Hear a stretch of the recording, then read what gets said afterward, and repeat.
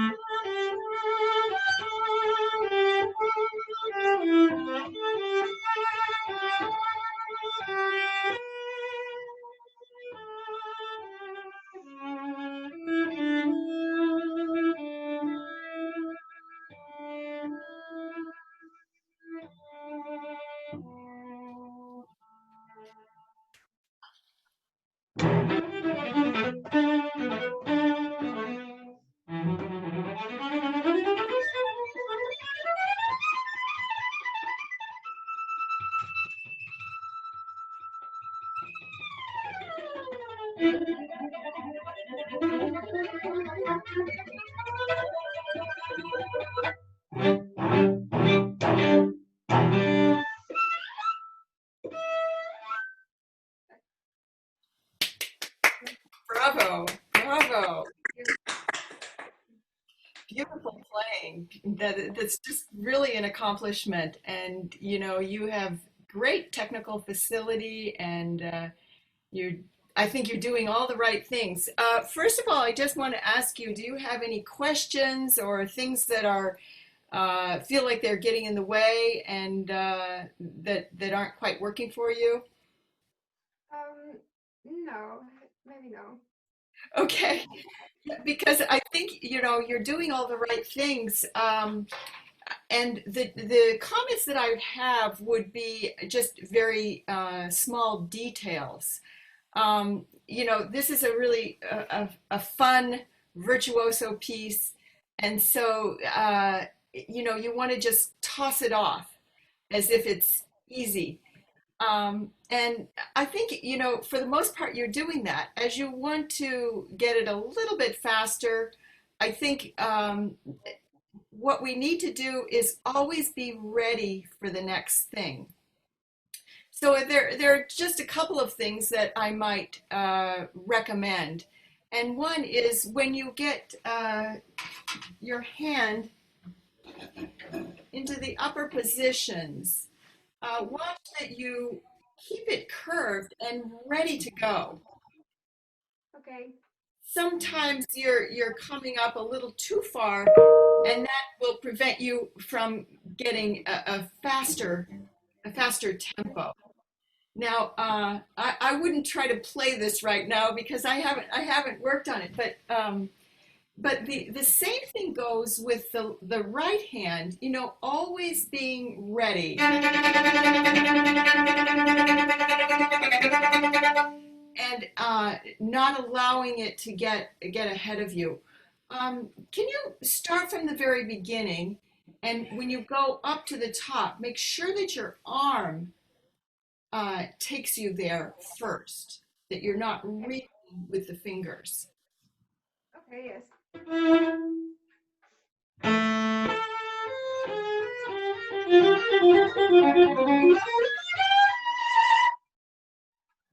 Good. Can you use a little bit less bow? Less bow on the slurred note. For example, the 1, 2, 3, the fourth measure. Use a little bit less bow on that first note and more bow on the separate notes. Okay. Let's go and more. Okay.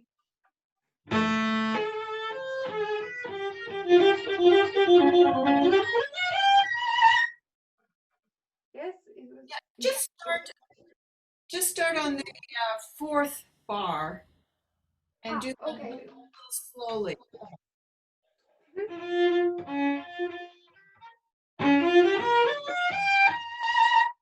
Good. Now use half as much bow for the first slur, the two notes at the beginning. Less bow. That's it. Okay. I tried again, and the same thing goes for the second beat. A little less bow for the slur. Okay. From beginning, yes. Just try that last bar with those two suggestions and see if that doesn't help. Okay. Good. And then the last two. Not too much bow. Okay.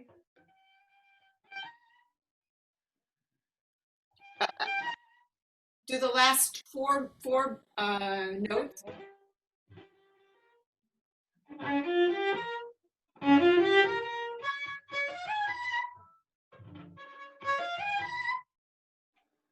Try it again, that whole measure.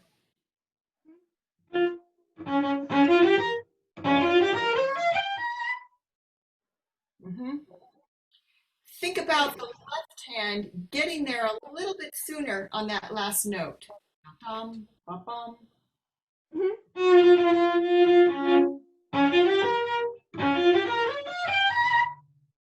Mm-hmm. Now try a little faster. Yes. Good. A little bit less bow on the G, the very last, second to last note. Okay.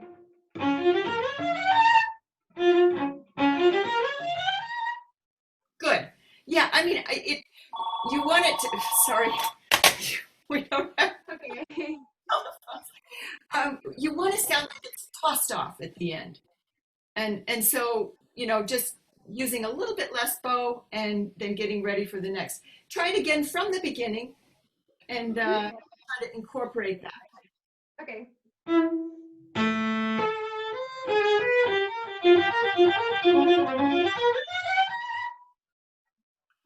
Good.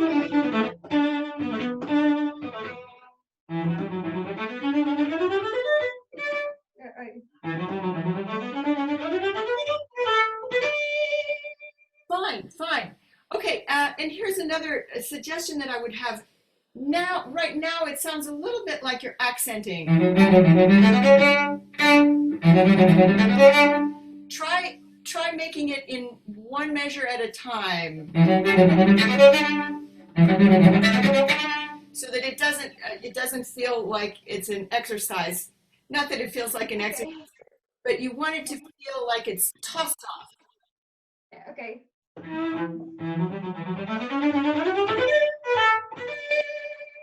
Good. A little less bow at the beginning.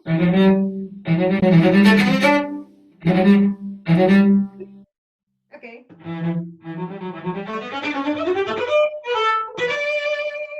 Nice, nice. Keep going.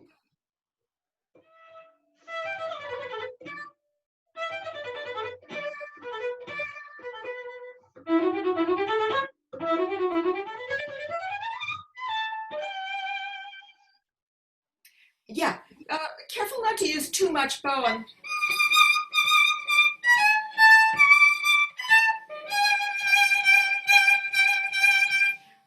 And as you're going up, make sure you're ready for the next shift. Okay. Let's try that one more time from the...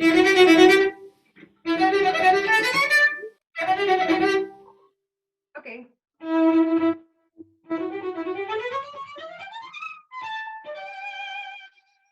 Good. This time with no accents. Okay.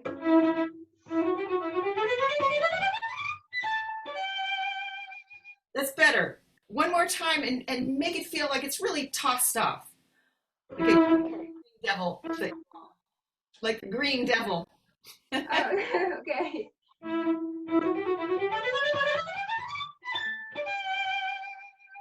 Good. You know, just a very small thing is about the bow. When you're playing this, I will try to get my cello in. When you're playing these figures,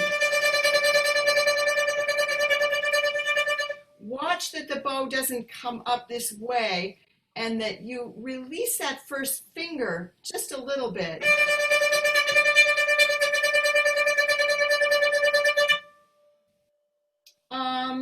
Try that once again, right at the 25, I guess, or you can start that before that whole phrase if you want.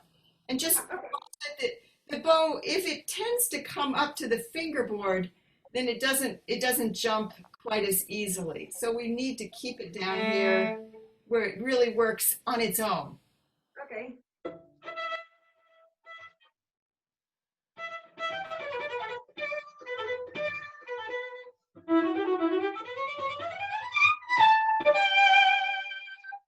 Good, with no accent on the top note. Oh, yes. Okay. Try once more. Sorry. Try once more, and Okay. and no accent, but make a crescendo up the scale. Okay.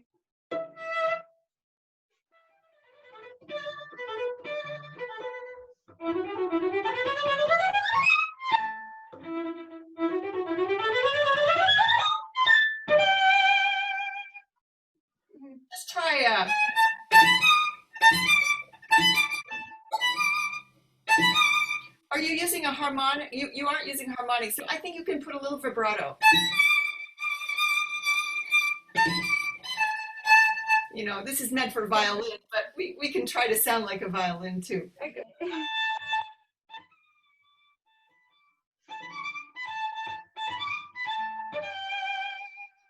Good. You know, when we get in that area, the cello is very delicate because we only have a few inches of string length.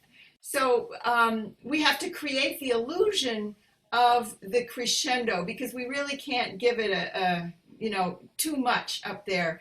And therefore, you know, starting a little bit softer and then building. And also just remembering just to make quality.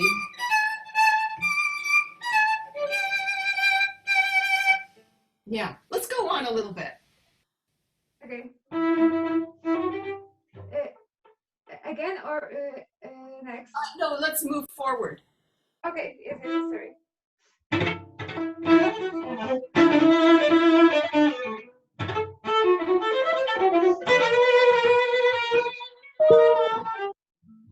Try again and just a little bit lighter. You know, this ricochet bowing. You don't need to go too far above the string.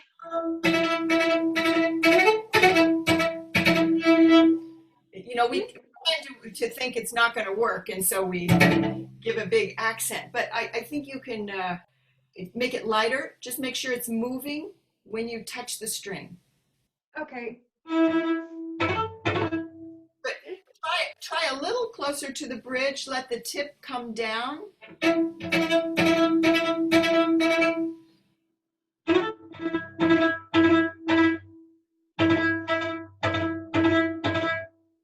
Less accent.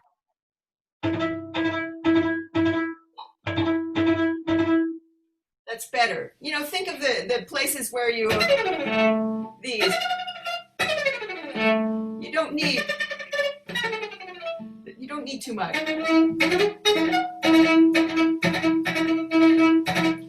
The problem is preparation because you have to be ready at the time. Yeah, but anyway, try it again.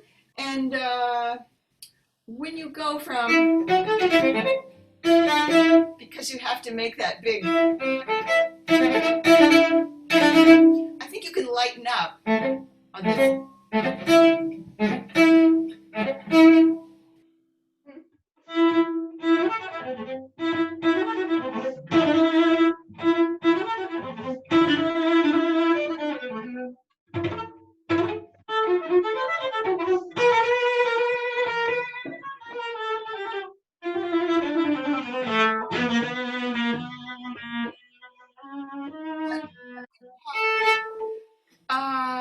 When you have the,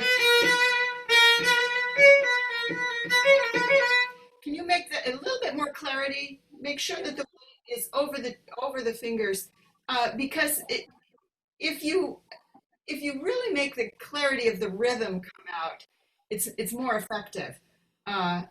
Try from 2 before 40. Make sure your hand is over the C sharp so that you can really get the articulation there. Okay.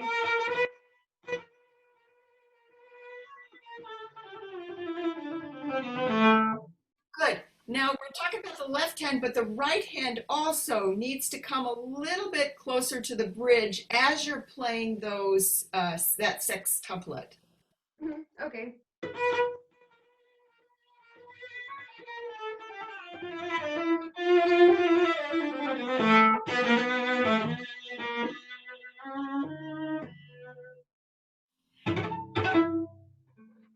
That's better. That's much better. Yeah, anything you can do to make the clarity of those notes come out better, you know, still adds more to this piece. Let's see. Now let's go to the slow section, the dramatic lento.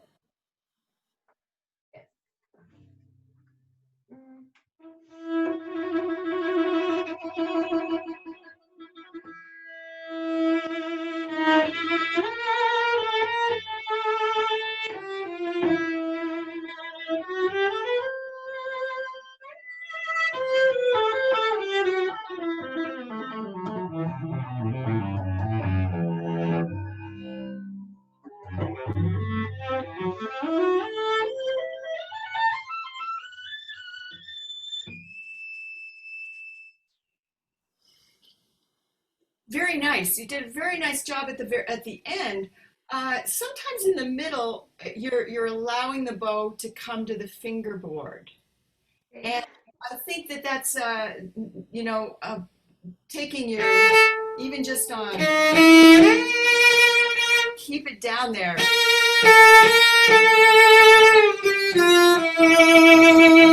Keep the sound going. Okay. Because this is your only chance to play a little bit more, slow and warm tone. Everything else is fast and a little frenetic. So take advantage of this and go right to that bridge. Okay.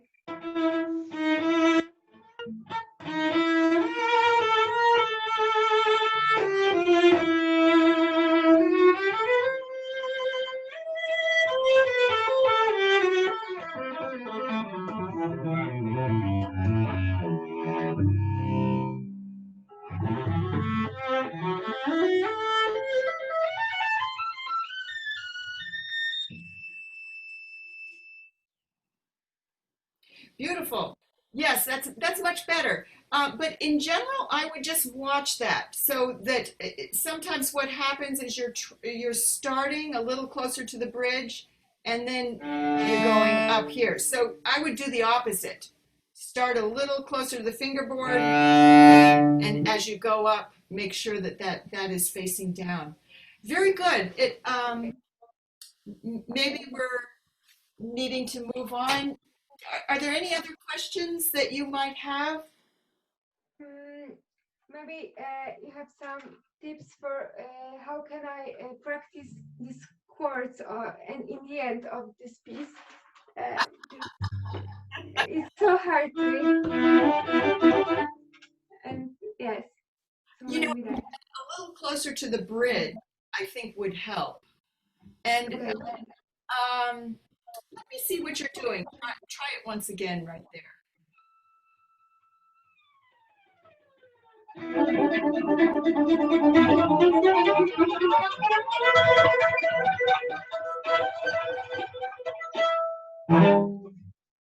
Yeah, I think you're doing just the right things.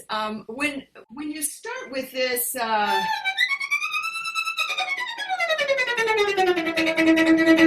get the bow to the bridge.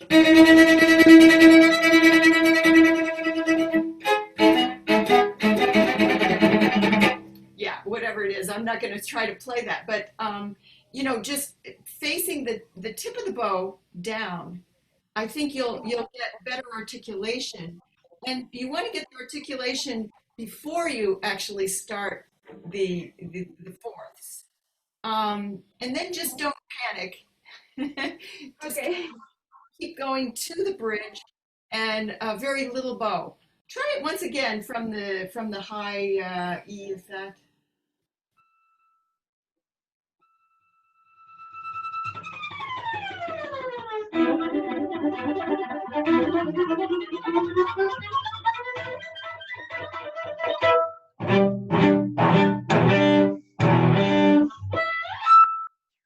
Yeah, it's very, very good.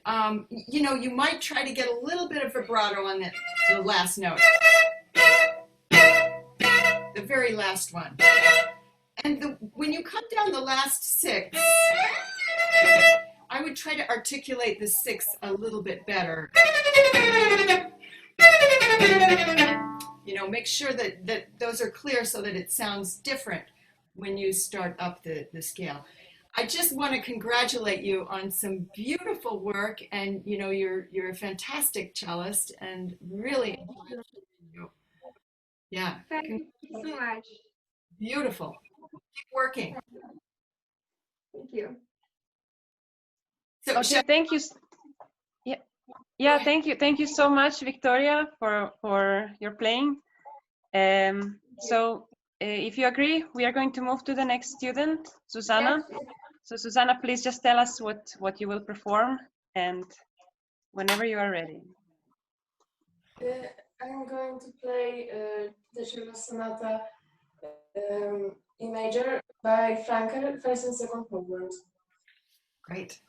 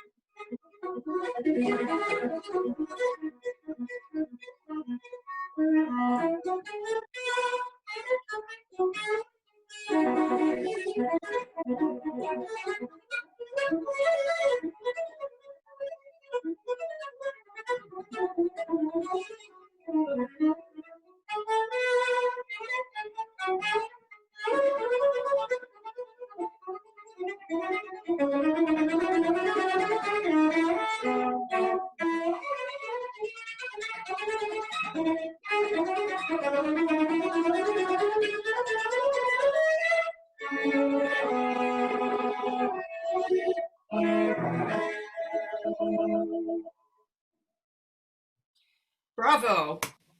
Beautiful. Beautiful playing.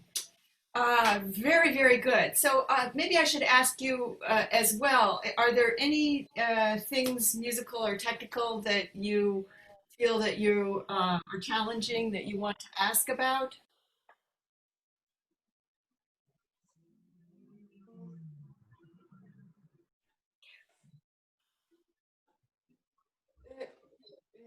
I can you tell me something about staccato?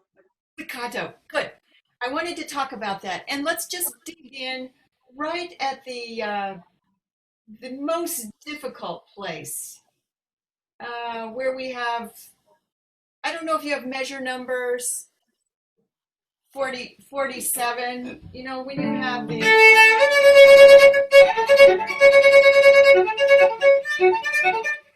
right there. Well, actually, let's just start at the top of the second page where you have. Can you start right there? Yes. Good. So what I'd like you to do is think about making a little bit more emphasis on your up bow. Right now, I think you're making a little accent. Let's do the opposite.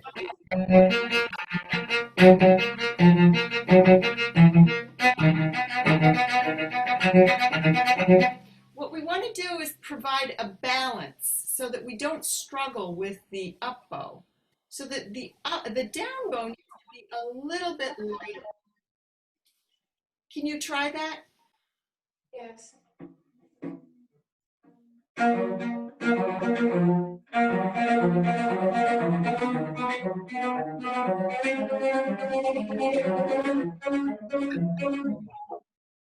That's better.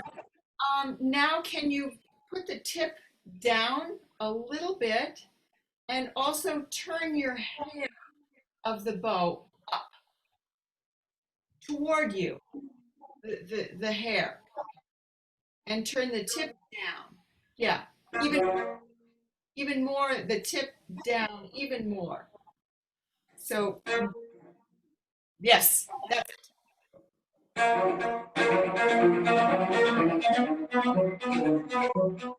Good. A little bit more. You don't have to go so close to the bridge, but I just want the bow direction to be a little bit down rather than up.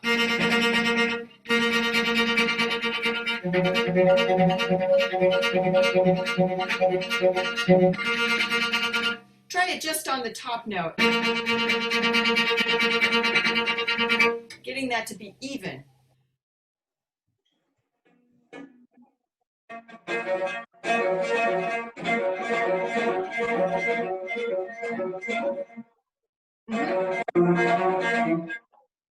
Good. Release this first finger just a little bit, if you can, of the bow.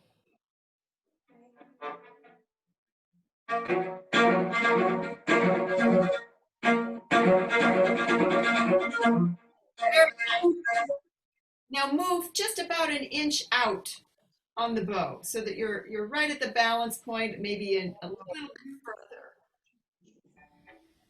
Okay.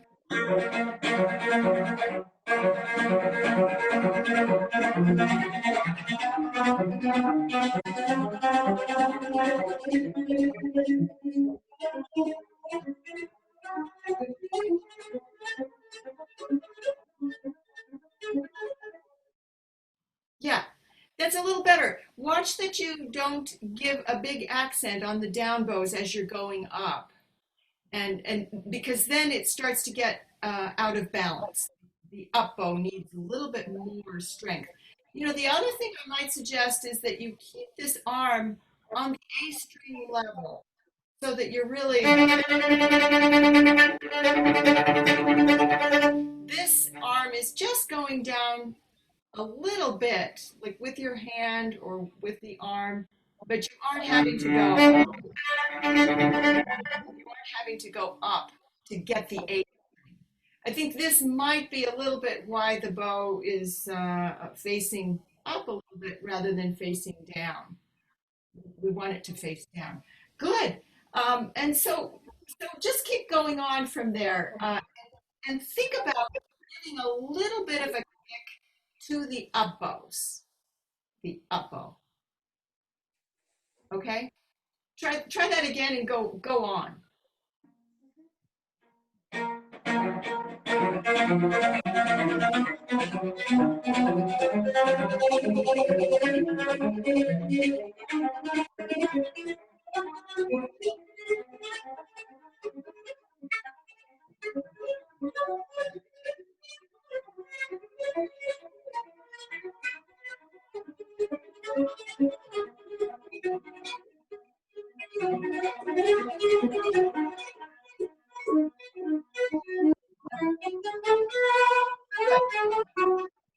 You know, your spiccato is very, very good. But I think, you know, if you can experiment just a little bit with the speed and with the attack. I know we do have some accent in there, but lighten up the accents for the down bows.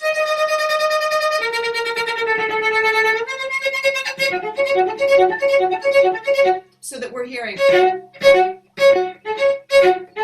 Yeah, and a way to practice it would be that.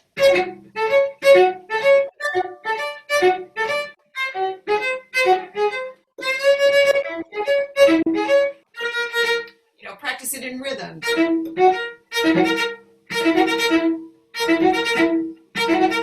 You know, do things that kind of make your bow have to do something a little bit different. Very good. Can you play the opening for me again? The opening of the second movement.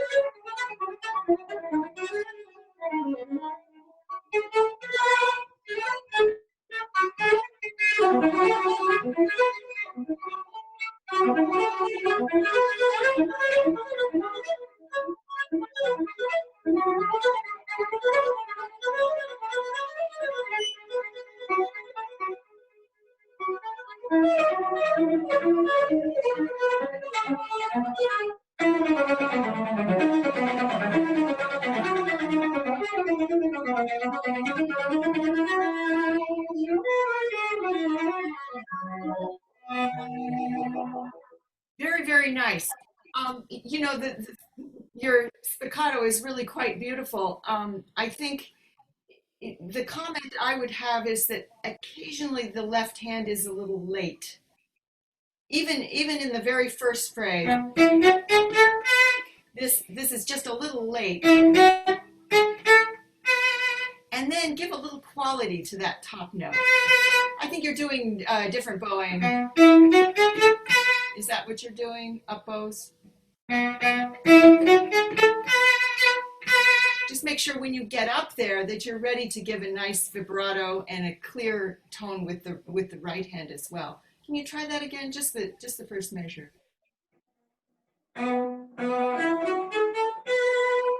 Good. And can you vibrate the first note too?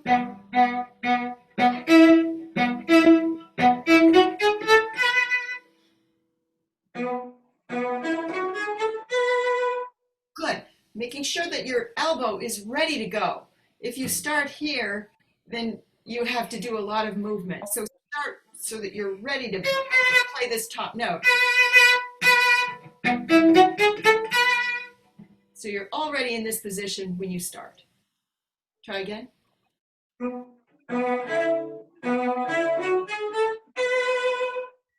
Good. Yeah, and when you shift, can you try that?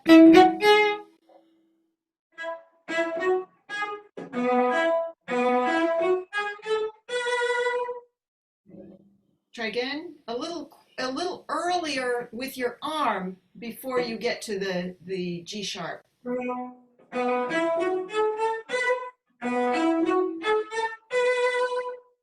Very good. Now let the bow drop a little bit towards the tip down.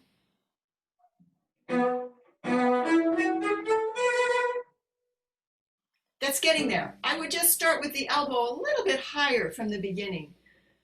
Yeah. Anything else that you have questions? Let's go to the.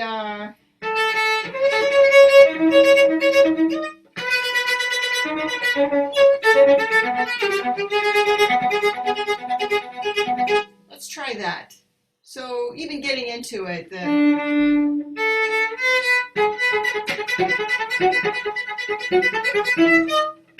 let's try that.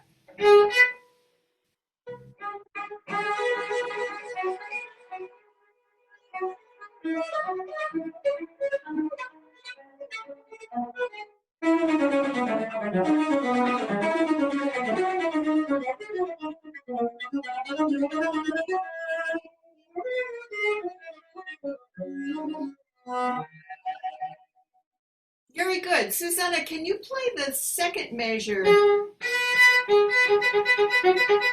This measure. And then no accent on the D sharp.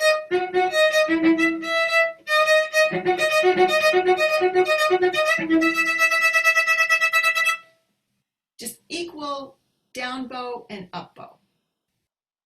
So just try from that second bar, or you can start from the first bar that has the G sharp. Are you doing that so that it's all up bow on the D string?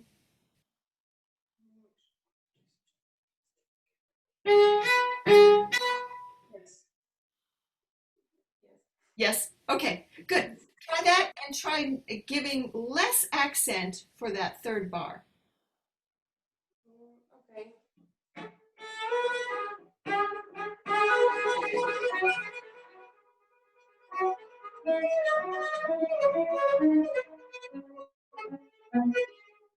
Yeah, that was much better. Much better. So, even though we feel the accent and the impetus for the rhythm, you just want to be careful that you don't unbalance the bow by using too much bow, and then the balance is off and the up bow has trouble catching up. Good. So with the last few minutes, I would love to talk about the first movement a little bit. I'm wondering, this is Adagio cantabile, and somehow I'm wondering if it can't be a little bit quicker. Adagio, I always say adagio means at your ease, and so it shouldn't feel like it's just slow, but sometimes I lost the feeling of the phrase. And you have to remember that Francoeur, he died in 1787, and so this is a very early work, and in a Baroque style, I think it would be maybe more sense of phrase and sense of going to the very end. I would also really work with articulating at the beginning of the notes.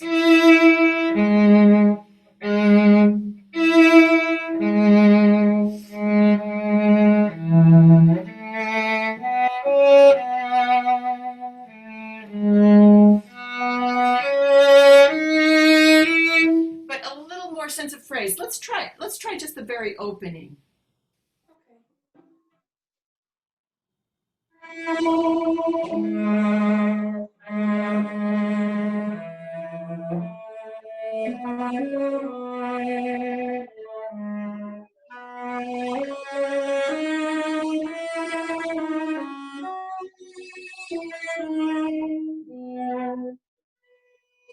Good.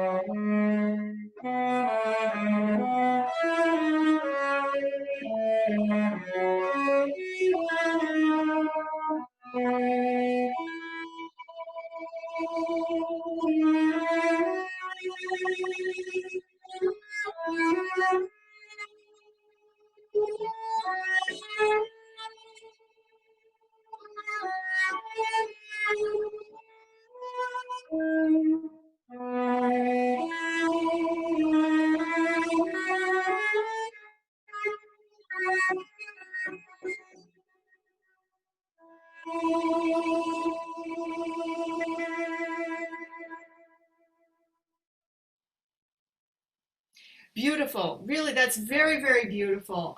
You play with a beautiful sense of phrase and vibrato. I wonder if you could think about each measure as having only 4 beats. Right now, I feel that you're accentuating the 8 beats. So we're hearing every, and I would love to hear even in two, thinking, because that's going to make the phrase. And this, it doesn't matter whether the tempo is fast or slow, but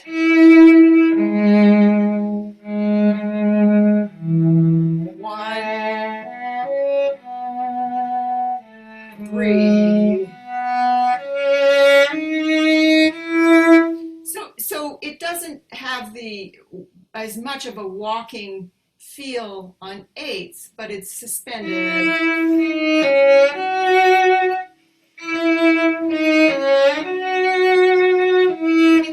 And then here, if you want to take a little bit more accentuation for the last part of the measure, you can. Do you understand what I'm saying? Yes. Yes. The other thing is when you have a beautiful vibrato that you're using very, very well, sometimes you're delaying the vibrato, and I would try to just make it right at the beginning. Since this is an early piece, it's not like maybe a romantic piece where you would, go into the notes. It's more of an ornament or just a color. Try that just on a G or something, making a vibrato that starts and then gets a little bit less. How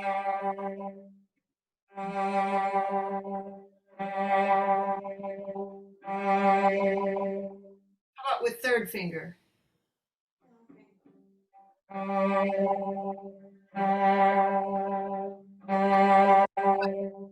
Yeah, you have a beautiful movement for the vibrato. Sometimes it's not quite even.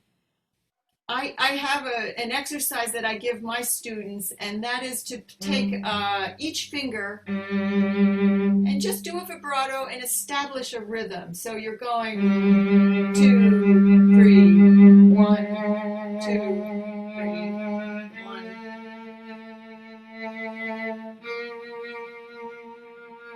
And it doesn't have to be perfect, but if you can just allow your hand to go easily and try to get it into a controlled rhythm, then when you get to the notes in the piece, you have this control. So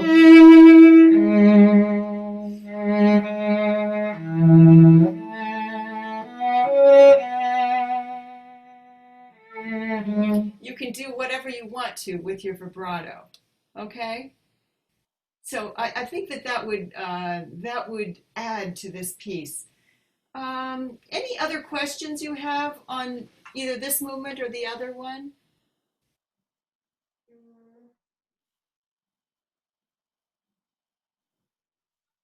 No. Okay, you know, I have to congratulate you. You're playing beautifully. You've had some excellent training, and I want to give a shout to your teacher. Is it the same teacher for both of you? Yeah, Yes.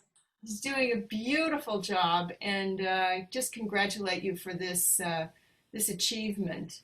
And like I said, you know, the things that I am suggesting, they're in the details, and they may make it a little bit easier, may make the phrasing make a little bit more sense. But you're doing a beautiful job, so I would encourage you to just keep working and keep performances. Thank you so much. You're welcome. Thank you, Professor. Thank you, Professor Cook, and thank you, Victoria and Zuzanna. Just to mention, Victoria and Zuzanna were the winners of a virtual cello competition organized by La Escuela de Música en Línea. So congratulations to both of them, and thank you so much for playing for us today. Well, I would like to, we probably have some students listening to us right now. So I would just like you, Professor Cook, to tell us a little bit about your studio at Penn State, because you have been teaching there for quite a long time. And I think it has been an amazing experience all these years, and so many different students coming and graduating. So, and you also have an amazing cello choir. So if you can just tell us a little bit about it, that would be really appreciated. I would love to tell you about it. My cello class is my favorite topic. I have to tell you, I have been here for 30 years at Penn State. When I came here in 1991, there was one cello major. And so our job was to build the cello or build the string department. I was working with a violinist at the time, and we had only 5 string majors in the entire school. So we immediately went out to the public schools, and we tried to bring people in, and we by the 3rd year we had full studio, 13 or 14 students, and gradually over the years it has increased. We now generally we have a cello choir that's between 25 and 30 students, with about half of them as the majors, the cello majors, and then the others within Penn State. With it, such a large school, we have 45,000 people, so we have a lot to draw on, and there are many fine cellists that come and join us. So we've done all sorts of things, like play with tango dancers, and we've done the Bacchianas with soprano soloist, and it's really been a great experience. We also have very advanced cellists who come in as graduate assistants. And I have to say that Mirna was one of my wonderful graduate assistants. And not only that, her teacher had come before her many years before, and he was one of the strongest assistants that I had, Miho,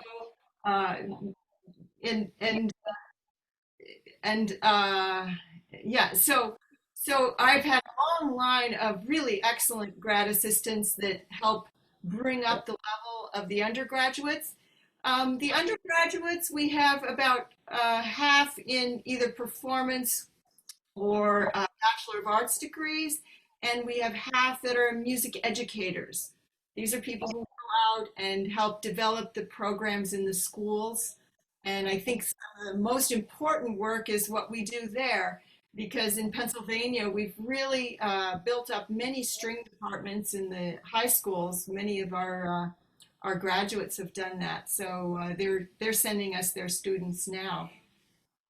Let's see, what else do you want to know? We have a cello class that we meet every Friday at 3:30. We're meeting, in fact, today. And now we meet virtually, but usually we meet in class.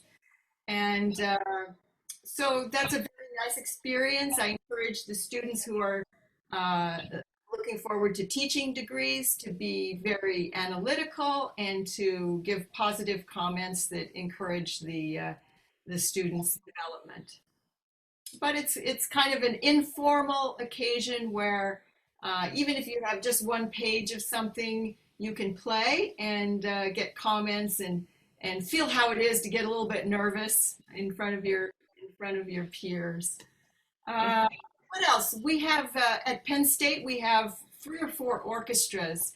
Our major orchestra is the Philharmonic, where Gerardo Edelstein, our conductor, does huge works like Mahler and Strauss and Beethoven, Brahms. We've done some very major works, and it's a really fine orchestra. That orchestra has played in Carnegie Hall, and they've gone on tour to Spain and to Germany. When I was early in my career, we went to Germany, and Austria, and played concerts there. So that's a very fine orchestra. We also have a chamber orchestra for the more advanced students, and that's a fine orchestra. That's mostly grad students and some of the upper level undergraduates. And then we have a campus orchestra, which includes all of the non-majors and people from the school. And we also have a Baroque orchestra.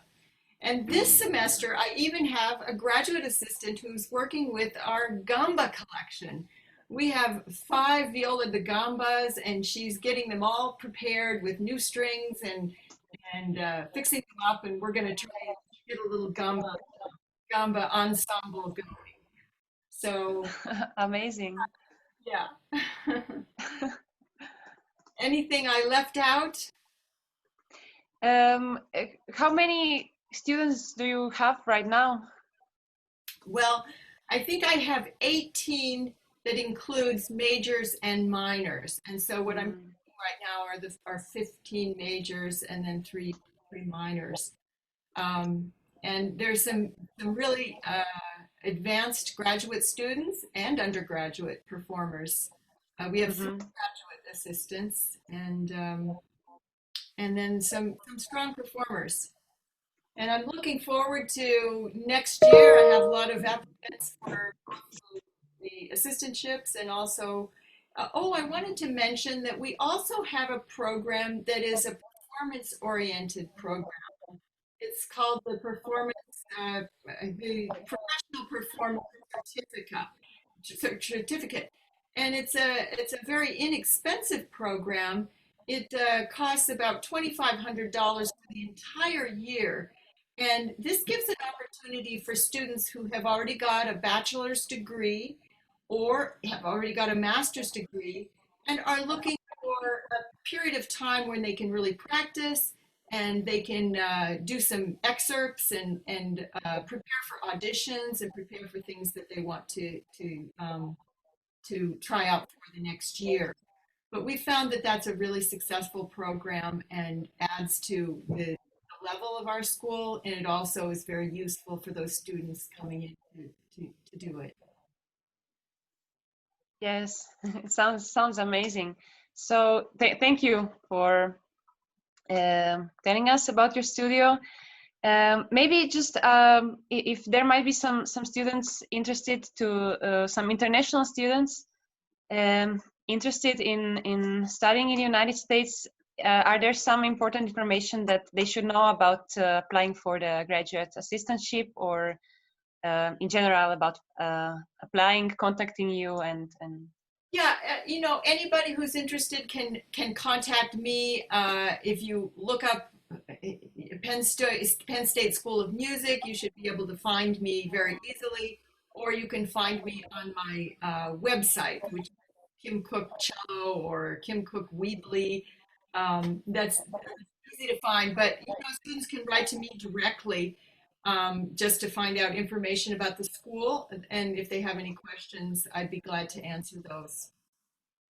We're always looking for excellent players, and always trying to find ways that they can come and participate in the school.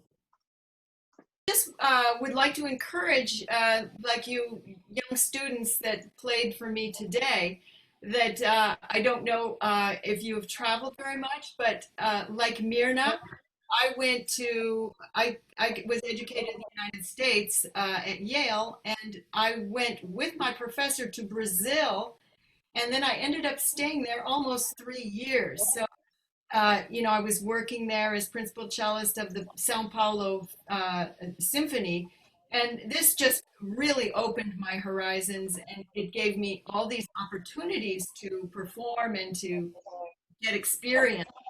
So when I came back to the United States, then I was able to do a lot of traveling to different countries, and each experience is I find very exciting and eye-opening, and I think in a musical way we can communicate and we can make connections with other musicians in a way that's maybe easier than another way with just travel. And we can always play together. You know, I have had opportunity to play with orchestras in St. Petersburg and in Ukraine and in, you know, various places, Bulgaria, and each experience just really brings a wealth of new ideas and new knowledge, and so I would encourage you to explore all of those possibilities, and especially the two of you that played for me today. You're very talented, and I hope that maybe I'll see you here someday or hear you play again. And I hope that you will have very exciting lives in your musical development. It was a pleasure to be here, and thanks for the lesson today. You're welcome. Thank you everyone for watching, and that's it for today. Bye-bye. Bye. Bye. Bye everyone. Thank you. Bye.